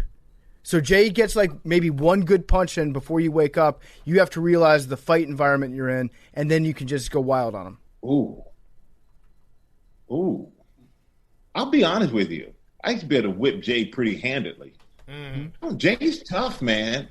Like Jay went from shaking your hand to greet you to giving you a leg kick. That was his way of saying hello. What the hell are you doing? What the hell's wrong with you? Yeah. But Jay, I mean, if he punched me in my sleep and woke me up, he's gonna take a beating because that's what they call waking up hot and heavy, as my dad used to say. And you catch me like that, I'm gonna whip you. I may whip you unconsciously, but I'm gonna whip you. But Jay is not a pushover anymore. Right. He's tough, and I watch him train, and I've been in there with him training. He's trained me. He actually knows what he's doing. I've known Jay so long that I'm surprised he actually even has a job. So I'm just like, dude. It's really amazing his MMA stuff and what he's built over there at Unbreakable with the team and the people that he's built it with. I'm proud of Jay. And the thing I'm most proud about with Jay, to be honest with you, is MVP. His program. This guy is, Jay back in the day could be selfish. And I said, Jay, MVP, you are the most selfish person I've ever met. Yeah, that's fine. He gets pissed when I say that, but what he does with that program, man, is the thing I'm most proud of him about. Outside of him building a career that he's built from nothing. Because when I was there when Jay was struggling, I'm offering to help him pay his rent. He's like, nope, won't take it. So he's obviously talked about how you have helped his career. Do you think he's helped your career? Because in talking about why everyone loves Michael Strahan, I think maybe part of it is you walk around all the time with a short psycho guy who everyone's like, dude, just chill out. And then you comparatively are like, that guy's so nice. Everybody thinks I'm the bodyguard. He's the bodyguard, the little short guy. But Jay helped me on and off the field. On the field, he helped me by lying to me. Because every time we would get ready for a game, he'd go, "Oh, Michael, hey, this guy, the media guy, they were telling me, he was talking about, you're not nothing, Strahan ain't anything, Strahan ain't gonna do nothing, I'm gonna do this to Strahan, I'm gonna do that." I used to get in the game and look at the guy and say, I'm not this, I'm not that, you about to see, I'm about to whip you, Then eventually one guy was like, what are you talking about? And I think it's Lonnie Pelele or somebody with the Eagles who used to play with the Giants with me. And he said, I had to him Strahan up in practice, and now I'm with the Eagles, I'm going to shut him down. After the game, I'm like, yeah. And Lonnie's like, what are you talking about? So I said, Jay, did he say anything? Like he goes, well, no, he actually didn't. And neither did the last 7 guys. Oh, my God. But he got me ready to play. And I'll never forget being at Fox, the way he helped me with TV is Jay would come in and say, okay, what are you going to say today? And I'm like, I figured it out. He's like, no, what are you going to say? He would help me craft my notes. And then he would make me say it to him as if I'm on air, which is uncomfortable when you're sitting there with your friends acting like, well, then, I'm like, say it like you're going to say it on air. And then he would say, take that out, punctuate this, get to the point, tell experiences that you have that other people don't have. You can say the regular things that everybody else says, but you've been in a locker room. You know what the mentality is. You've been in there when the coach is yelling at halftime, or you've been in there the thrill of victory. Share that with people. That's what they don't experience. So Jay has helped me in more ways than I can say in broadcasting. He's been a good one to keep around. Yeah. Did you go to that party with him at Sylvester Stallone's house? Yeah, man, I was there. Yeah. We heard about that. That was the name drop city. Yeah. Guest Party list of the was century. incredible there. Yes. Yeah, I tell you, man, I don't know how the little guy does it. He offends everybody, and then they take him in. I don't get it. Yeah, he offended us when he said he had the biggest news ever, and then it was like the Rams' backup center got coronavirus, but we still love him. Yeah, I mean, when he did that, I think he was so mad because I think people were blowing up his Twitter and Instagram thing, man. I was like, Jay, to be honest with you, I don't even know who the guy is. Yeah, you kind of missed that one. That's okay. We all make mistakes. But at the same time, can't get them all out the park. It also speaks to the weight of whenever he tweets out news, it's always the biggest news. Right. It's always out of nowhere. So when he says he has a story, people are like, Odell Beckham's getting traded again. Something to that magnitude. And then it ended up being what it was, and then he had to defend it. The fallout was very funny. But it's actually a problem of his own design because he's been so good at his job. Yeah. And you're right. He does such big news that when he says that, because he never really said that before. And I'm like, but the thing is, I'll give it Jay, he won't tell me. He will not tell you ahead of time. And if you're a source, he will not tell you who said anything. I don't know where he got the Spygate tape from. I've been the guy's best friend for 27 years now. Will not give up his sources. And that's one thing. He has evolved. So when he says, I got some big news, all the other big news he's had, you think it's going to be huge. And not saying diminishing that the guy had coronavirus. Right. But it wasn't the biggest, let's say, sports story we expect from Jay. And we build it up in our heads. I love you, Jay. Yeah, it's more our fault because we all build it up in our heads. All right, I had one last question, Michael. So this is a ZipRecruiter question with a seamless experience from start to finish, just like this question. ZipRecruiter takes care of your recruiting. Right now, you can try ZipRecruiter for free at ZipRecruiter.com/take. So you went to a small college, Hall of Fame career. If you were playing right now, with all the coronavirus and everything that's going on, where do you land with college football trying to have a season? And I would imagine someone like yourself who had to prove it at a small college and then get a chance in the NFL and then take that chance and kick ass through it. You don't get many opportunities if you're missing your senior year at a small college. Where do you land on that? That's tough, man. I just think if they had the right protocols, then of course I would love to play football. I think that's what it comes down to: is how do you protect the safety of the players and the coaches and everyone else who's associated with the program? Because you got to remember, these players, they're like, oh, the players are young, they'll get over it. Everybody's affected differently because there have been some young players who haven't gotten over it. Some young athletes who've had heart conditions and other things that they're finding out that the virus can do. So for me, it would be a matter of how do you try to keep it as clean and virus-free as possible. But it's hard when you're on a college campus. As we see some of these kids going back to school now having parties, and the first time you're away from home and you're like, hey, mom and dad can't tell me anything. I'm getting out. Yeah. Then you get around people. So it would be very hard pressed for me not to play. especially if they could say these are the ways that we're trying to protect you. Yeah. Okay. Yeah, I feel like that's where a lot of America is right now. There's still a lot of we don't know. Right. You know? Like, Yeah, there's so much then uncertainty. but then I do hate, though. I hate when people are like, oh, they just play football, blah, blah, blah. I'm like, yeah, because that's not your kid. You want to be entertained on a Saturday. You know, that's all you cared about is having college football. You're not really cared about the health of these guys, because if you did, when a guy blew his knee out, you can care about him. No, they just put another one in there and you keep moving. Right. So to me, it's about really protecting the health of these young players and even the health of the players in the NFL. Because you see basketball's working, baseball's had some hiccups, hockey's working, but you can't put the NFL players in a bubble. Right. I mean, that would be absolutely insane. Right. So we'll see how it's going to shake out in college. It's going to shake out in the pros, but I think it's going to be some challenge. Yeah, where do you see it going at the professional level? Because in my opinion, since they're not doing a true bubble, it's not if, it's when. It's a matter of time until like a team has an outbreak like we've seen in baseball. Then like two teams have an outbreak, and then then we've got weeks that are shut down, the schedule gets all messed up, and then the whole thing kind of crumbles at its base. Like, is there any way that you can think of outside of instituting like a mandatory like 3-city bubble or something to that nature? Nah, you can't. I don't think you can do that, because too many players, too many families, too many of all that stuff. I think that with the NFL, you do have a week between games, so I think that may give you a little leeway. If I'm a guy who was on the bubble or I was in a camp, I'd stay in shape. And in some of these games, you may see that the backup center or the backup behind the backup starting. Who knows? Yeah. But I think the biggest effect will be, if it happens, when you get a major quarterback or player or a major coach who gets it, and like Doug Peterson already had it, to see how that affects the team. I think once we see that may change some opinions. I actually have one last thing.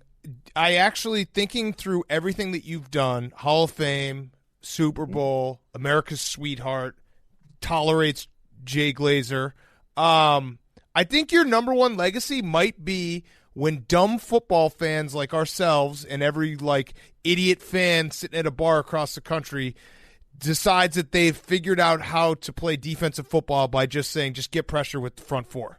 That's you guys. Like, that's like when they do like keys to the game, hit Tom Brady. It's like, yeah, that's pretty fucking easy. What? But that's what they're talking about. They're like, you just got to, pressure starts up front. Like, you got to win the line of scrimmage. The Giants did it. Yeah, trust me, it's not that easy. I love that, man, because you're the first person in my life who's ever said that. It is not. Get pressure with the front foot. That's what they got to do. Yeah. I've even been accused of saying that myself on Fox. It's hard. It's hard to do. It's 4-on-5 basically. So somebody's gonna have to win a double team. You can't have any gap for the quarterback to step up. Your outside guys really got to come from the out. It's like, be tight. It's very coordinated. Yeah. To get pressure with four guys, and you have to have four unselfish guys out there.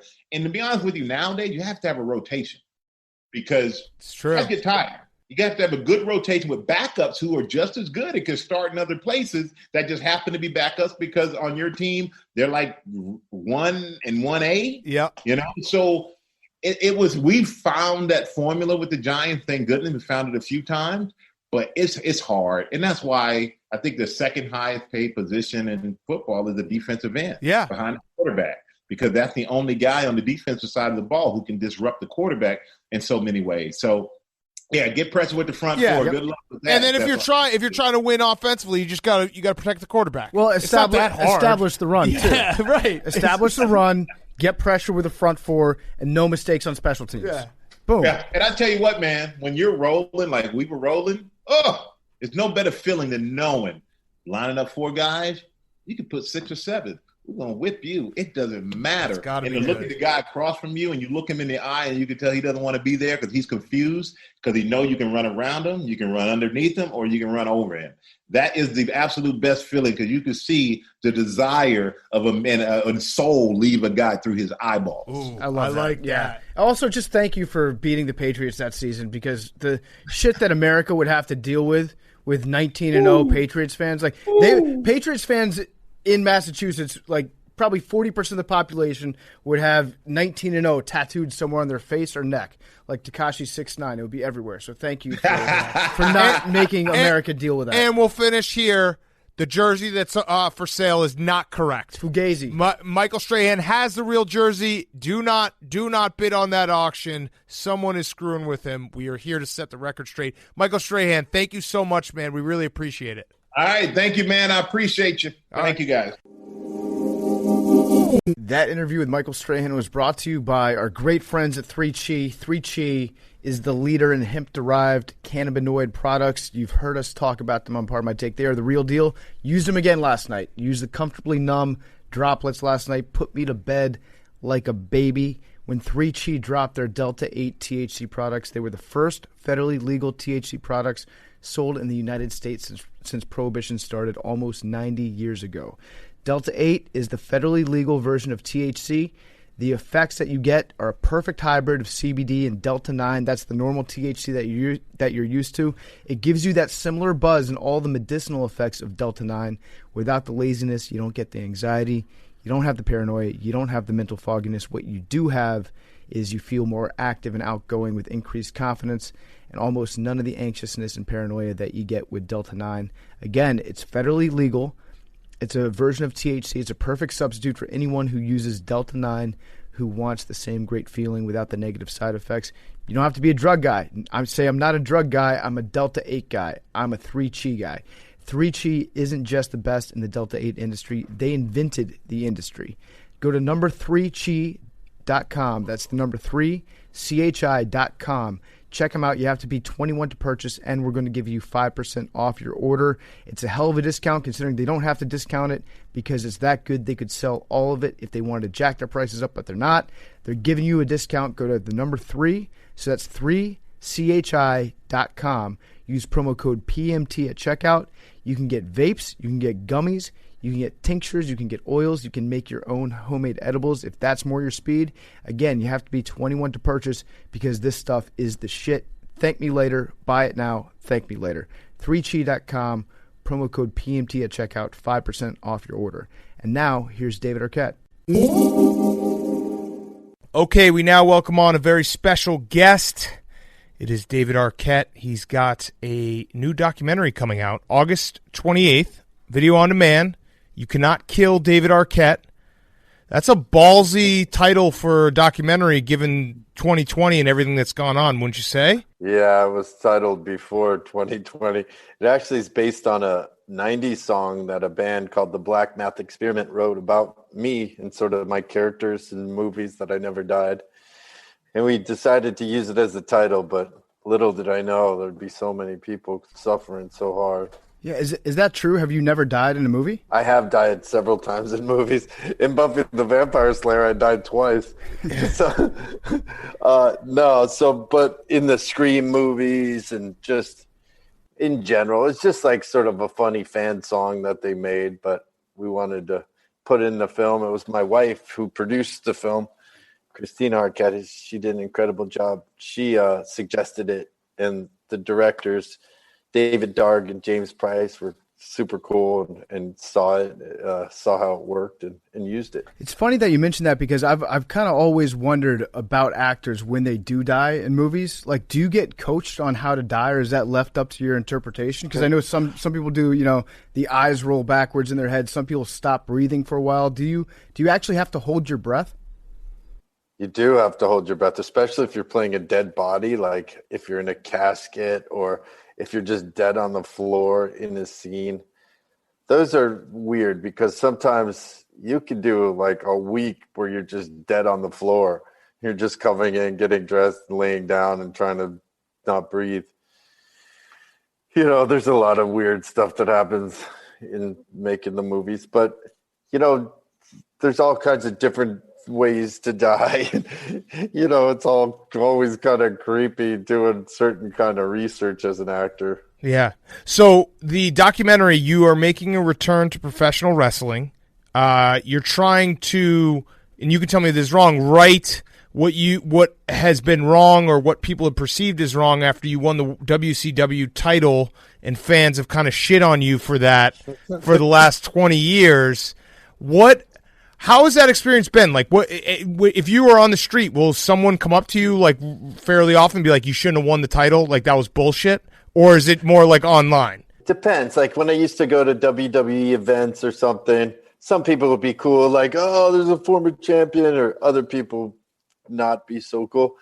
It was really sort of got amplified with the internet. You know, the internet wasn't as big back then. So once the internet came alive, I just became the butt of all the jokes. And I just kind of got sick of it and like felt bullied and kind of wanted to stand up for myself and just kind of figure out why people got so upset. What is it about wrestling that people really love?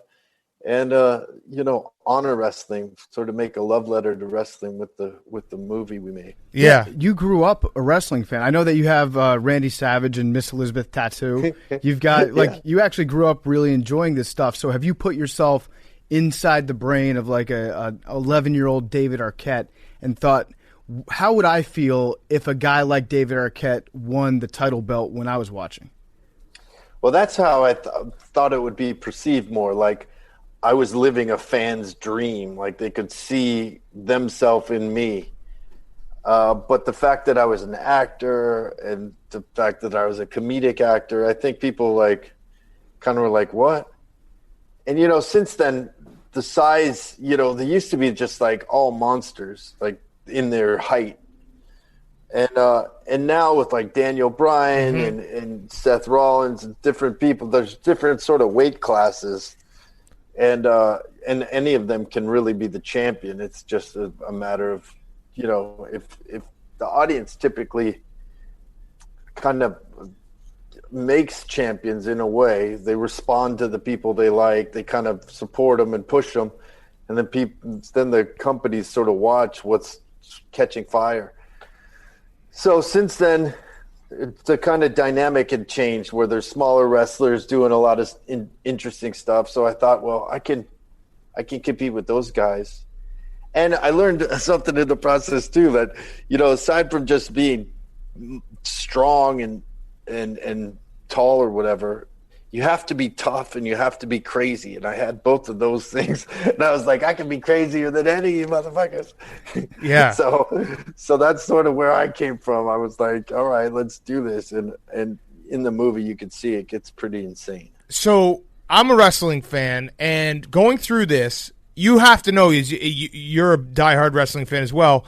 Wrestling fans are irrational and they're very loyal. So has there been a part of you when you're making this, you're trying to right the wrongs, in the back of your head, do you realize that like half of the people who watch this still won't care and they'll be like, fuck David Arquette, like he still shouldn't have won it? Yeah. No, and I totally respect that. I'm fine with that. I don't care. I almost did it for myself, just to stand up for myself. So, everyone's entitled to their own opinions and whatever their takeaways are. I don't really care. I just wanted to do it for myself. And I really sort of learned a lot in the process and just felt, by the end of it, I was sort of accepted in the locker room as one of the boys. And, a lot of the people I was wrestling in the same, on the same card with have now, like, since that experience, have gone on to be on AEW and WWE. And, it's really cool to sort of see that progression. Yeah. I feel like ultimately I was ranked top 500 in 2019. There you go. Okay. You made a list. That's always important. If you can look back and be like, I don't care if it was like top 5,000 of something, that's me on that list. That's pretty cool.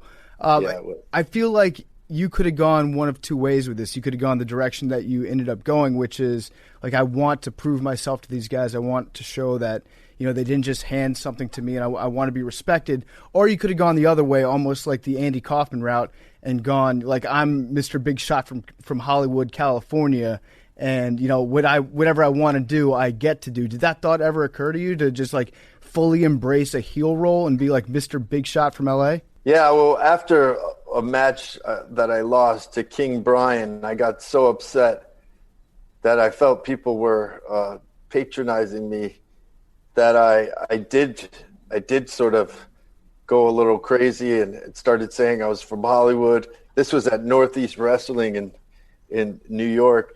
And then Jerry Lawler came out and set me straight with a nice stiff pile driver, kind of put my head back on straight. So I'm glad that I had that happen. But Andy Kaufman was always an inspiration for me. I always loved his love for wrestling and the fact that he embraced it so much.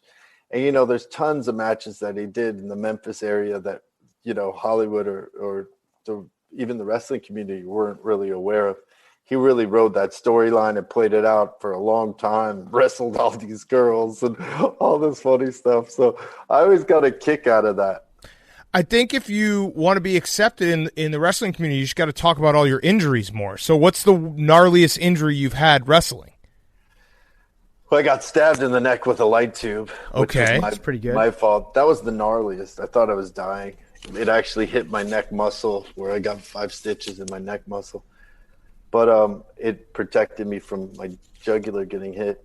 That was sort of the craziest, but the most painful was fracturing 3 ribs and then still having to wrestle for months on end. Okay. With fractured ribs is really so painful because you're all constantly slamming your body down. And when you have fractured ribs, it's hard to breathe or sneeze. It's just everything hurts. So that was super painful. And then after the pile driver, my neck muscle has been jacked up ever since. There's certain things you have to do to protect yourself, and if you're just coming up, you kind of learn, like you learn not to do something again. Like I'll never take another pile driver from Jerry Lawler. Not that he does it wrong or anything like that. The way I took it was wrong, but yeah. So I don't know. Yeah. It's a crazy. You constantly. I had a surgery on my elbow. You know, my back's still messed up. It's a brutal sport. Can we talk about your other love, the Lakers? Oh yeah. Is LeBron a real Laker? Yeah, of course he's a real Laker. You sure? He is? He's not a mercenary? Hired gun? No. I don't know about that. As long as he puts the jersey on and wins the championship, that's all we care about. So Dwight Howard's a real Laker? Yeah, I mean, the way I look at it is if you put the uniform on, you're a Laker in my book. Okay. I don't know. I'm pretty loose about that stuff, though. I'm like a fair-weathered fan. I'm not like all hardcore. Well, you go to a lot of games, right? You have seats pretty much courtside, or are they courtside? They're my buddies. Okay. Yeah. All right. Whenever I get the call. And I have to ask, because there was that famous incident after a playoff game in 2010, I want to say, when you got in, like, you jumped on a fan who was trying to get onto the court? You basically just decided you were a security guard, probably because of your wrestling background. What happened there? No, it was a fan who had gotten out of line, and he was choking one of the security guards. Nobody was doing anything, so I pulled the guy off him. But then it was probably the worst thing that could have happened because that just brought more attention to it. Yeah. I should have just stayed in my lane. I feel like they should have given you season tickets just for that. Yeah. Or at least made you a security guard. Right. And like some kind of badge or something. They definitely, are very nice to me. But I don't think the security guard was a big fan of me doing that. There's a great picture of I think it's an MMA fighter who's just sitting back and he's sitting right there just watching. So somebody that was actually trained to intervene in a situation like that is taking he's it just easy. Sitting back he knows not to get involved. I was a knucklehead. Yeah, there's some funny pictures out there. I'm looking at it right now of you wrestling this guy off of the security guard. Man of action. I would have just said no thanks. I'm just gonna, leave my seat, go try to beat the traffic. I'm out of here. I wanted to jump back real quick to I think the first time I was introduced to was the Scream movies. Oh yeah. So that was right in my wheelhouse coming up. Mid 90s, you played Officer Dewey in the Scream movies. I guess my first question is, were you scared by the Scream mask? Because that thing, as an 11 or 12, that thing was terrifying. So scary. Yeah, I know. It was crazy. The story is that Wes, they couldn't find the mask. They were looking, and he went into the back of this old costume store and found this mask. And he's like, "What about this one?" And apparently they had bought it and used it in the movie, but hadn't got the rights to it. So whoever designed that mask owned the rights, and then until they put Scream on it, it's not a Scream mask. It's only that other guy's mask. He's a famous mask maker, like Halloween costume mask maker. That I feel like a good mask can totally make a horror movie. Like just that mask alone, it's like iconic. Everybody recognizes now. Mm-hmm. Oh yeah, I love that. I did a horror film called The Tripper, where my killer was a guy who was obsessed with Ronald Reagan, who had attacked hippies at an outdoor music festival. Holy shit! Yeah, it was based on a crazy time I had on a music festival, and I was like, what if some maniac came out of the woods and just started hacking all these hippies up? So then I sort of did this like political satire in a horror film. Now, were you under the influence at that point, or is that just how your brain works? Like this is your brain on David Arquette? Yeah, a little bit of both. I mean, there's always sort of, at those kind of functions, you're pretty loose. How many Screams are going to be made? I know Scream 5 is in pre-production. If in like 20 years we're on Scream 9, are you like, I'm in? Just keep running it back? Absolutely. I love playing the character. I love working with Wes and Courtney. Courtney and Nev. And I'll miss working with Wes. For Wes to carry on Wes's legacy is a big part of this. And just sort of being close to the people who are a part of the originals. You collect puppets? Yeah, I have a bunch of puppets. That's fucking creepy.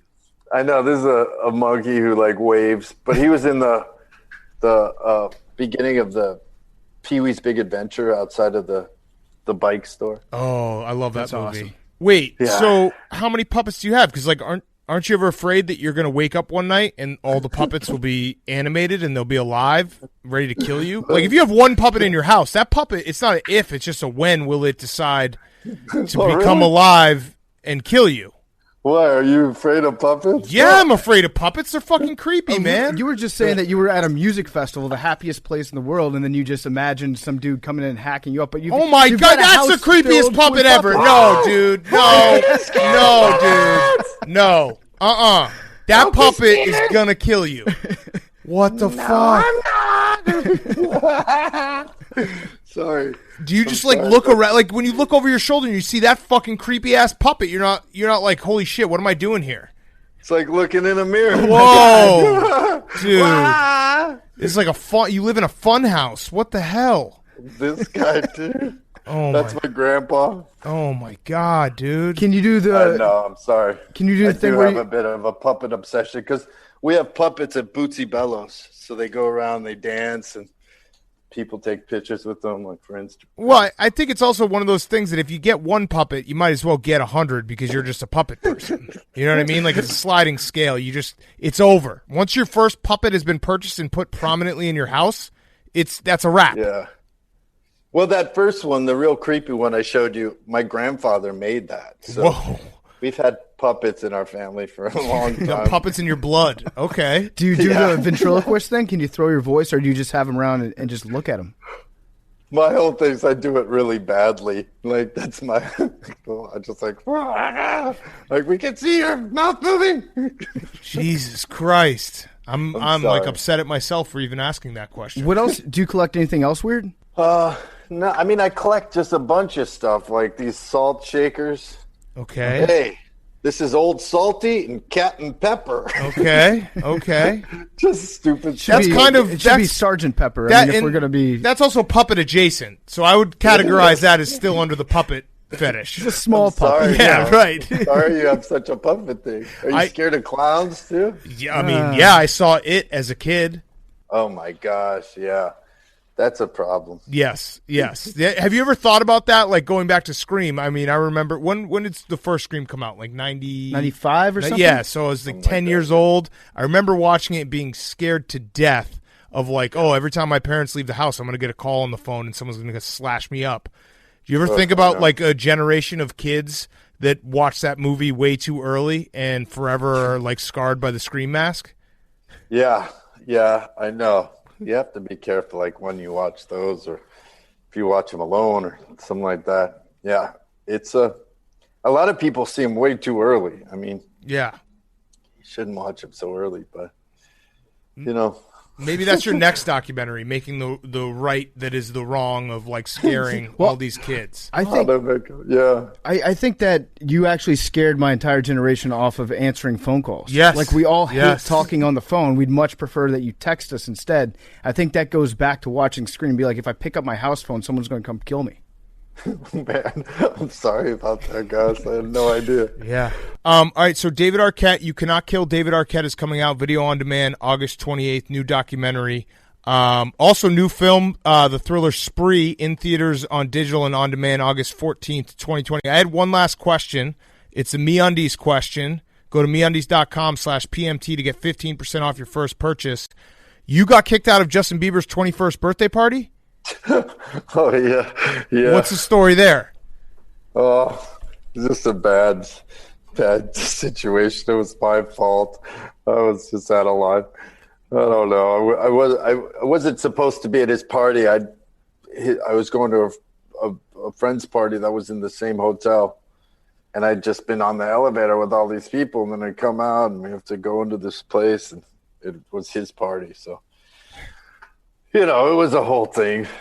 But, hey, the Spree movie is insane, and it comes out Friday, and it's so nuts. It's about influencers, and it's this guy who's got he works for this rideshare company called Spree, and he's trying to get followers, and it takes a really dark turn. It's a really trippy thing.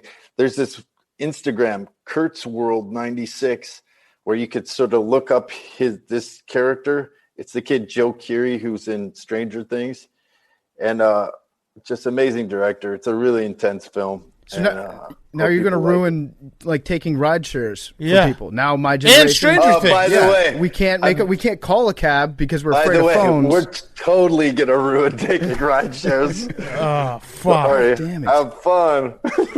All right. Yeah. Sorry, I'm like ruining everything. That's okay. That's okay. But you're redeeming yourself with wrestling. Yes, thank you. Yeah.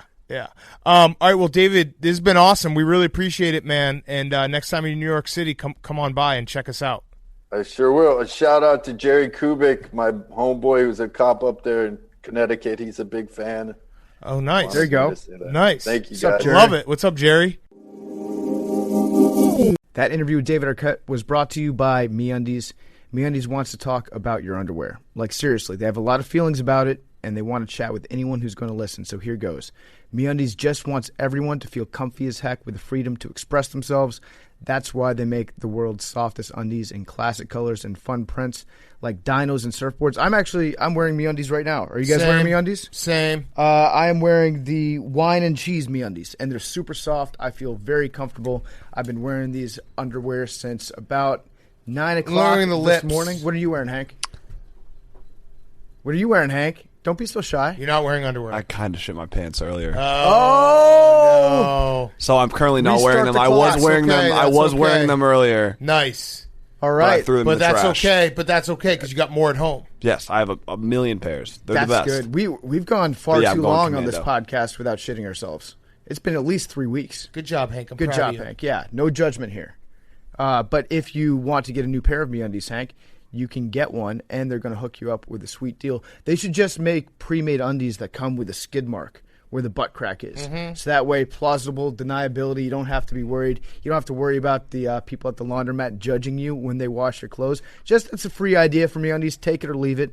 You know that we love you. We're all wearing your product right now. MeUndies are the softest underwear that I've ever worn in my life. They're serious about softness. They're so serious they scoured the world for the softest fabric known to man. It comes from beechwood trees, and somehow magically they turn from pulp to yarn to underwear. They feel like heaven on your skin for comfort from the outside to the inside. So keep your underwear drawer stocked with the MeUndies membership, a subscription that sends new pairs right to your door. Plus, get site-wide savings and exclusive sales. I'm telling you, it's awesome having an underwear drawer that's filled with MeUndies. You never have to worry about putting on that one pair of underwear you've held on to for a little bit too long. You know the pair I'm talking about, the pair that you dread putting on. Get rid of that altogether. Stock up on MeUndies. They're going to give you 15% off and free shipping. 15% off, free shipping, and they have a 100% satisfaction guarantee. All you have to do, go to MeUndies.com/take. That's MeUndies.com/take. Okay, let's wrap up the show. We got guys on chicks. Billy's list. Do we want to do Billy's list? Yeah. Let's check through it. He see really if there's didn't anything have good We here. actually hit all of it. Yeah. We pretty much hit all of it. So we're good. Nailed the list. Let's see. Yeah, nailed all this. Mitch is back. Men should limit alcohol to 1 drink a day, federal committee says. Okay, government. Yeah. The guy I have been into recently just moved for a job to Las Vegas. How likely is it that guys partake in sex with hookers in Vegas? ?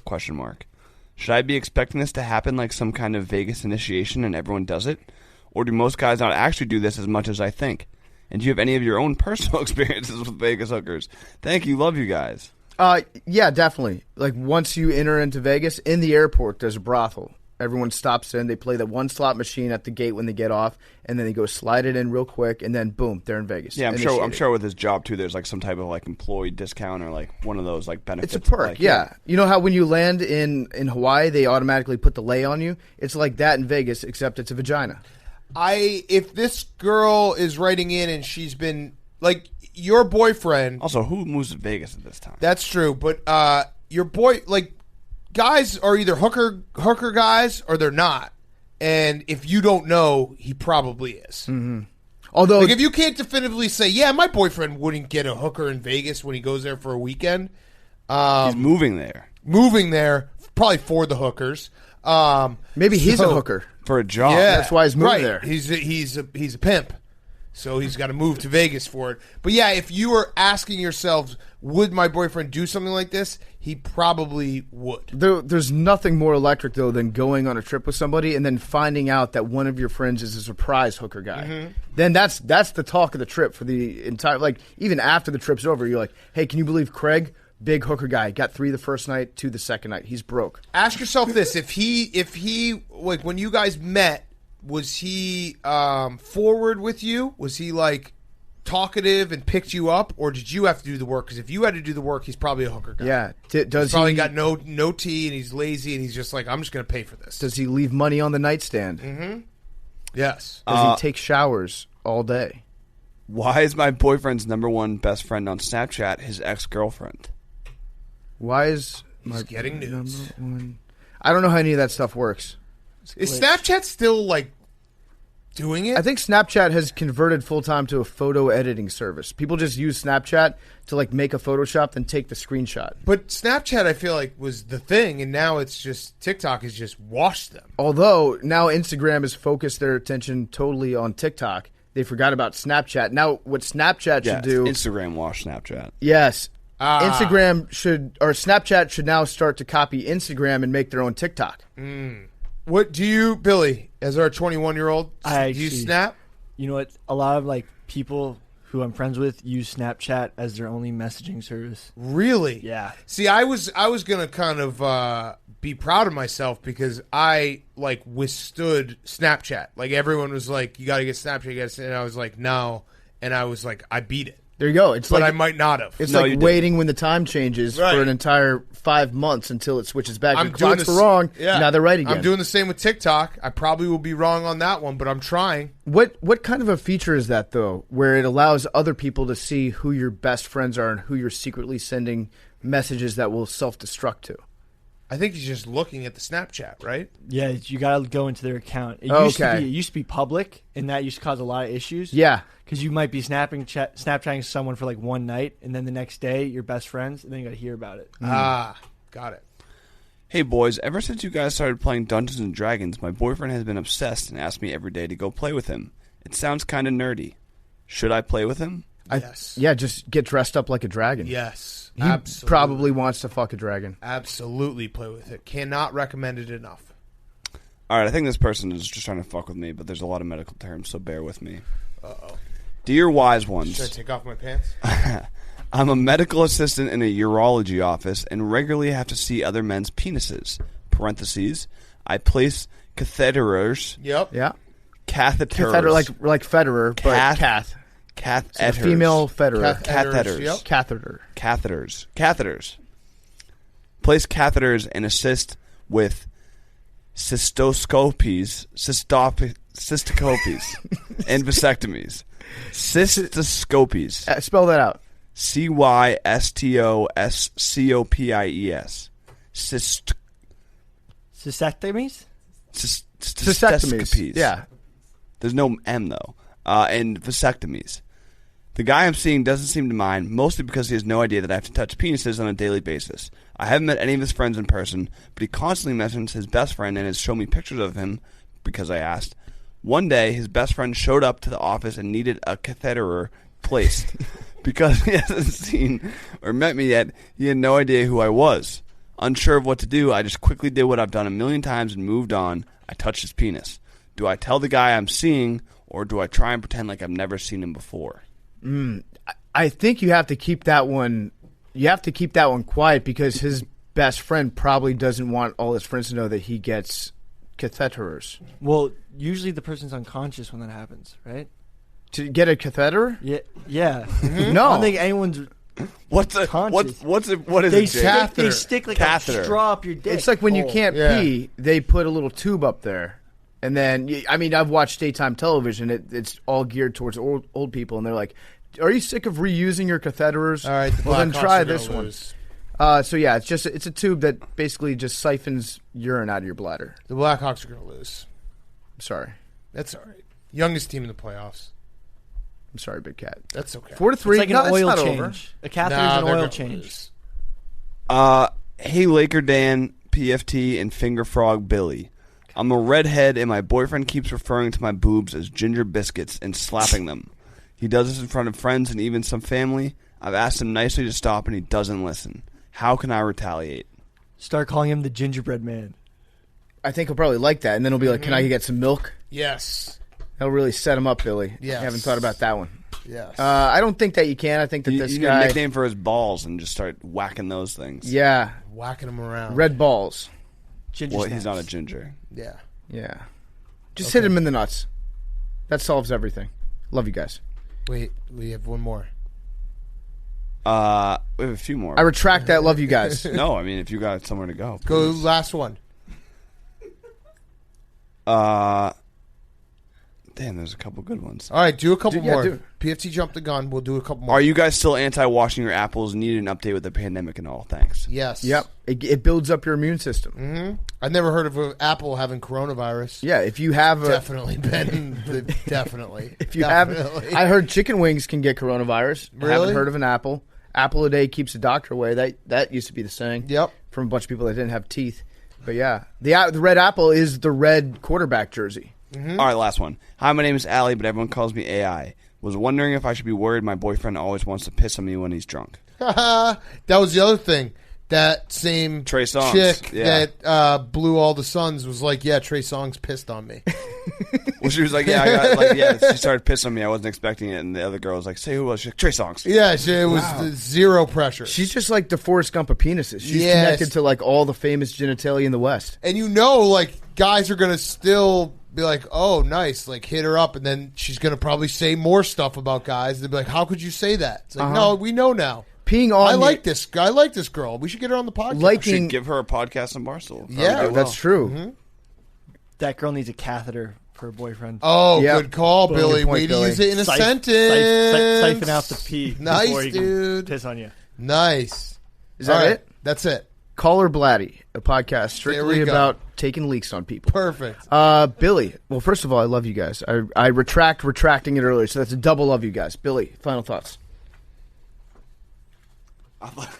Your face every time. Just nothing. I thought we could just nothing. nothing. I thought we canceled Oh this. Like my this God. hasn't What been made you working think out. that? Wait, what? I don't know. Like I thought we canceled It's this. truly Based off of remarkable what?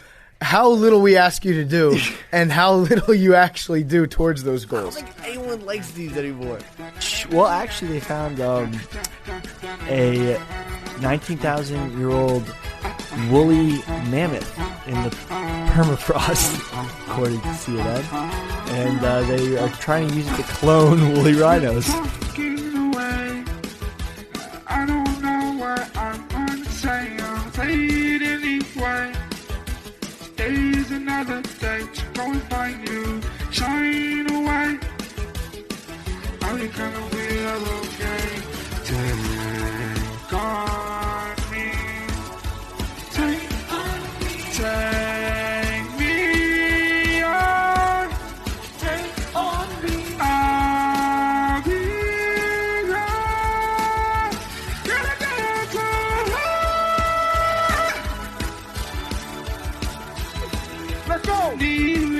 day. Odds and then I'll be stumbling away. I'm so learning that life is okay to say after me. It's no better to be said than sorry. Take on me. Take on me. Take me on. Take on me. I'll be there. Turn on high pitch. That's the part where you dance.